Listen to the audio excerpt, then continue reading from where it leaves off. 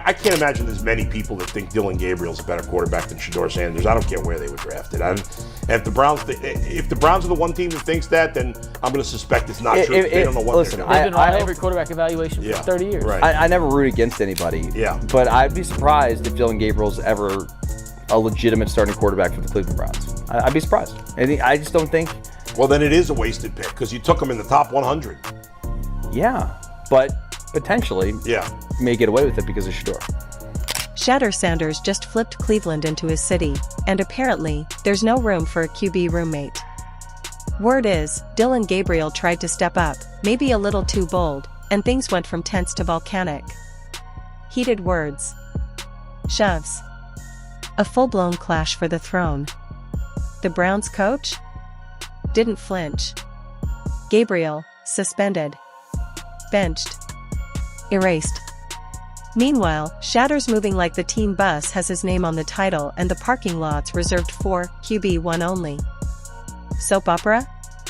Nah, this is gridiron drama at its finest. Whether good or bad, if I'm a Cleveland Browns fan or if I'm a Shedeur Sanders fan and or both, this is probably one of the evaluators that I would like to hear from, all right? And I'm talking about a guy that was with the Niners, Redskins, Seahawks, some of the draft picks him and John Snyder put together, which is where a guy like Scott McLaughlin, all right, would have. Let's get one thing straight. This isn't your run-of-the-mill QB controversy. This is the kind of chaos you'd get if Aaron Sorkin and Vince McMahon teamed up over bourbon and said, let's cook up a football circus. Out of nowhere, a fifth-rounder named Gabriel-Sanders has ignited an all-out civil war inside the Browns locker room. Power plays. Egos clashing. And a rookie at the center of it all.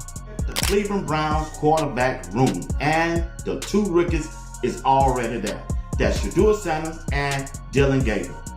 They said it's a competition and looks like Dillon Gabriel is ahead of Shedeur. Let me tell you something. I don't care what a Cleveland beat writer says about Dillon Gabriel is more head of Shedeur for his head and shoulder. Man, I'm not buying that. Shedeur Sanders is a legit, big-time franchise quarterback. Subscribe if you think Shedeur should be starting quarterback. And Dillon Gabriel?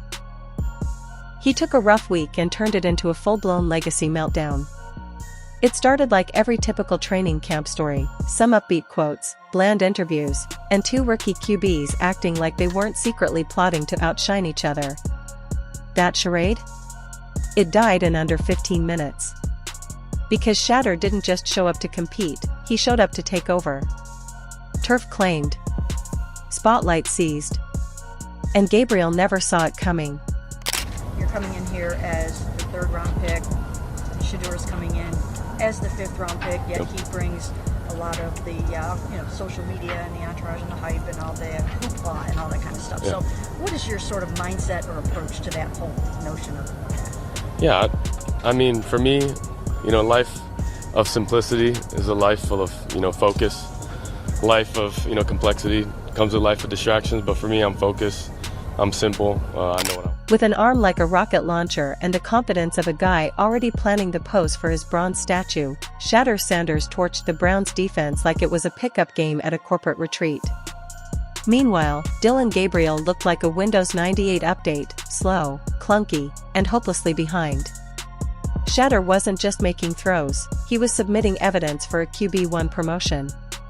1 minute he's buried with the third stringers, the next he's lighting up the starting defense like it's a side quest. 17 completions. 3 touchdowns. And 1 locker room explosion that left the building shaking. This isn't a camp battle anymore. It's a full-scale quarterback coup in Cleveland. Let's just think positive, man. Definitely think positive. I don't want to see it because you know what comes with it. I guess the second piece, to no one's surprise, reportedly Shedeur Sanders is tearing it up at Browns camp. Looked like the best quarterback out there. They said Dillon Gabriel looks lost in the headlights, which I'm not sure who is shocked by this. Anybody that watched college football over the last how long did Dillon Gabriel play? Like 6 years, 7 years? The offensive coordinator didn't even wait for the next practice. He bumped Shedeur up to the first team right there. That move? It broke Gabriel like a dropped iPhone on concrete. Pads came off. Temper flared. The man walked off the field like he was storming out of a family reunion. You know the walk, the angry, tight-jawed, I'm about to write a 3-paragraph text to my agent walk. Behind the scenes? Chaos. Receivers were whispering. Linemen were eye-rolling. Coaches suddenly remembered they left the oven on. Gabriel vanished into the facility and might as well have been abducted by Netflix to film the next true crime docuseries, The Disappearance of QB2. And that's just the appetizer. Turns out Gabriel's been quietly losing the plot for weeks. Skipping voluntary throwing sessions, ducking meetings, ghosting teammates like a bad hinge date. Film study? He was there physically, but mentally? He was on a beach somewhere staring at a future where he isn't getting replaced by a TikTok quarterback with perfect cheekbones. The man is literally tracking how coaches talk to Shedeur. Logging reps, counting compliments. Building an emotional spreadsheet titled Reasons They Hate Me. One source said he's sharing it all with his agents like he's compiling evidence for an HR case. Forget game film, he's watching the soap opera. So out at the Browns Foundation golf outing, head coach Kevin Stefanski asked about his rookie quarterbacks Dillon Gabriel and Shedeur Sanders. Yeah, those guys are doing great. They are both wired to get in early, stay late, put in whatever work is required. They're sponges in the meeting room, which I think is really fun for me. In my vantage point, I get to sit there and watch the two young guys look over. And coaches? They are alarmed. Not because Shedeur's dominating, they love that. They're panicking because Gabriel is unraveling faster than a clearance sweater. There's talk of psychological support. Team counselors. Emotional first responders. Someone tried to float a trust-building retreat, but apparently, no one wanted to share a tent with the guy who just rage-quit practice. Meanwhile, Shedeur is gliding through this chaos like he's got AirPods in and the soundtrack is nothing but smooth jazz and highlight reels. He shows up first, leaves last, eats the playbook for breakfast, and then casually mentors the younger players while his rival spirals into a Reddit thread titled Am I the Problem? The locker room? Completely split. Gabriel has clung to a crew of loyal linemen who remember when he was the guy. Shedeur? He's got the skill position mafia in his corner. The receivers, tight ends, even a few DBs from special teams are throwing subtle shade and asking for more reps with QB1. Because let's be honest, they want the ball. And Shedeur? Shedeur delivers like Amazon Prime in a hurricane. The special teams coach reportedly started ringing alarm bells about the locker room divide. Team bonding events now look like middle school dances, two groups on opposite walls, glaring and eating granola bars. Nobody's vibing. The energy is tense. Even the defense, usually Switzerland in these situations, is quietly admitting that Shedeur's reads are scarier than their blitz packages. Did one of the two look better to you in what they were asked to do than the other? In just throwing the ball, it's not close, Shedeur Sanders. It's not close. But let me couch that by saying this is rookie minicamp. Sure. No pads, no full speed competition, nobody coming to knock your head off. It's telling, they're side by side, and they're not asked to do much, but they're both asked to do the same thing, and that one of them looked discernibly better than the other. I didn't know that we would get that out of this mini. We're standing here, Jay. They're on the field. They break the huddle from team stretch, and they go both pick up the ball and throw it. National media? They've picked up the scent like bloodhounds at a barbecue. Sanders' social media engagement is 37 times higher than Gabriel's. He posts a throw, it goes viral. Gabriel posts a Bible verse, it gets 3 likes and a comment from his aunt. Ticket sales are up. Local businesses are running Shedeur-themed smoothie specials. Someone even floated the idea of a Sanders Saturday block party. And ownership? They're not exactly being subtle. Execs are reportedly pushing to fast-track the kid. There's already a marketing blueprint with Shedeur's face plastered across half of Ohio. Gabriel? Not pictured. The team photographers might not even know what he looks like anymore. But here's the catch, Shedeur's rise has come so fast, it's scaring the coaching staff. They're now walking a tightrope between riding the lightning and not frying the entire electrical grid. Customized mechanics plans, blitz recognition drills, a full-on media embargo just to keep Shedeur focused. He's practically in witness protection at this point. But the results? Electric. And the pressure? Mounting. Gabriel is still getting support, technically. But his leash is about as short as a toddler's in Disneyland. Around the league, GMs are peeking over the fence like nosy neighbors. Calls are being made. Trade feelers are going out. So far in this, if you were making a football game with camp actually being the fourth quarter, we 3 quarters into the process and he has shown who he is, and that is the best quarterback that they have on the roster. And I'm including Flacco when I say that, not just the rookies he's competing against, or a second-year guy or some guy, that's in the field house cutting grass or something. This dude has proven he is, who he was at Jackson State, who he was at Colorado, and who he is in the NFL. Because apparently, when you take a third-round pick, promise him a future, then get body slammed by a fifth-rounder with NFL DNA and sunglasses indoors, people notice. This isn't just a QB battle anymore. It's a full-on identity crisis. Cleveland built an entire development arc around Gabriel, the wholesome future starter. Now he's out here beefing with teammates and practicing his 1,000-yard stare. The quarterback room might as well have its own reality TV confessional booth. The Browns tried launching a damage control plan. Expanded leadership council. Veteran babysitters. Practice tweaks. Meditation circles. But what they really need is a shaman, a therapist, and maybe a bouncer. Because here's the problem, you can't coach your way out of an emotional implosion. This isn't about footwork or play action reads anymore. This is about ego, fear, and what happens when your entire identity gets bodied by a guy who wasn't even supposed to make it past camp cuts. Gabriel isn't just losing reps, he's losing himself. There are reports he won't even look Shedeur in the eye anymore. Won't joke in meetings. Won't engage. He's building emotional sandbags while Shedeur's out here building a franchise. And let's talk about that franchise. The Browns haven't had this kind of buzz since someone discovered Baker Mayfield could throw a spiral. But buzz is a dangerous drug. And if they rush the Shedeur train too fast, they could derail everything. But if they slow it down to protect Gabriel's feelings, they risk squandering the kind of raw upside that gets teams rings. Shedeur is 6'2", historically accurate, and I have seen him standing around normal-sized people. He's big. He's a big 6'2". Mahomes is 6'1.5". Aaron Rodgers, you never think about his size. He's 6'1", big calves, big wrists. 6'3", Matt Stafford. 6'4", Jared Goff. 6'6", Joe Flacco.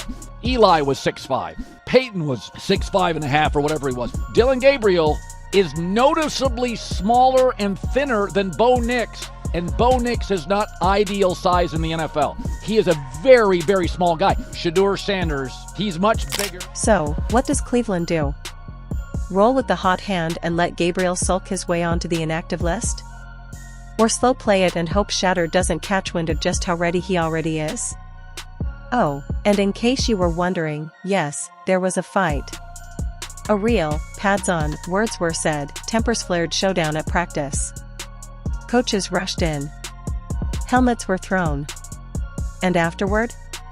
Gabriel got slapped with a suspension so fast it probably came with a spin move. The team called it internal discipline. Translation, dude needed a timeout before he threw a water cooler at someone. Some teammates say it was bound to happen. Others say Gabriel was set up to fail. But everyone agrees on one thing, Shedeur didn't flinch. While the drama was peaking, he quietly threw another perfect spiral, walked off the field, and went straight into film study. The man might be made of ice. Or just knows the cameras are always rolling. Either way, it worked. Now? The Browns are staring down the most pivotal preseason decision they've had in years. 2 quarterbacks, both under 25, both drafted months ago. One spiraling into obscurity, the others being photoshopped into future Super Bowl parades. The vibes?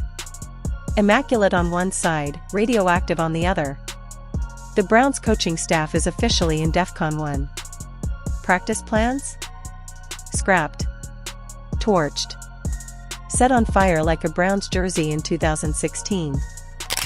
It's gonna be a good game. It's gonna be a good game. And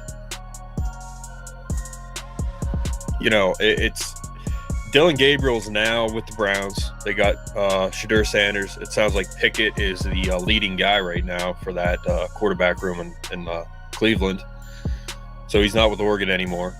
They're now designing entire sessions just to keep Shedeur and Gabriel from making eye contact like divorced parents at a Little League game. Team building experts have been flown in, flown in. Because apparently nothing says QB synergy like sitting in a circle holding hands and talking about feelings while your entire season teeters on a mental cliff. And if you thought that was dramatic, get this, real interventions. Not metaphorical ones. We're talking PowerPoint slides, emotional check-ins, probably a box of tissues at the 50-yard line.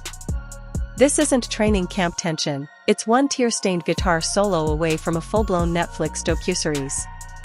The Browns aren't coaching a football team anymore, they're managing a high-stakes therapy retreat where the MVP is whoever doesn't cry during team yoga. Meanwhile, the offensive staff is running double shifts like they're prepping for the Super Bowl and a presidential debate. They've created a custom playbook just for Shedeur. Not adjusted. Not tweaked. Custom. Hand-stitched like a designer suit made out of touchdowns and swagger. Blitz packages tailored to his reads, rollout options to match his speed, protection shifts like he's the Pope riding through the pocket.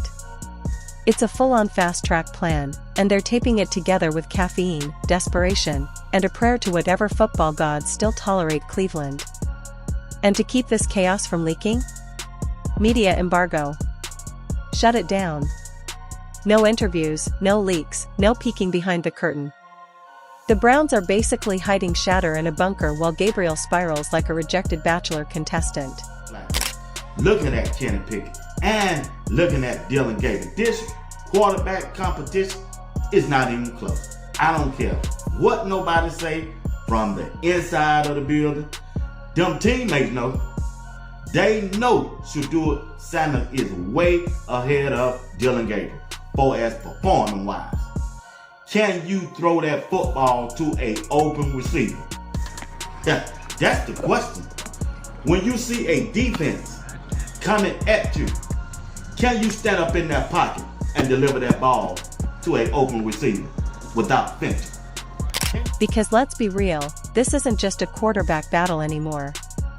This is emotional warfare. For Dillon Gabriel, this isn't about losing a position, it's about losing his identity. The guy didn't just want to be QB1. He needed it. It was his whole arc. His whole story.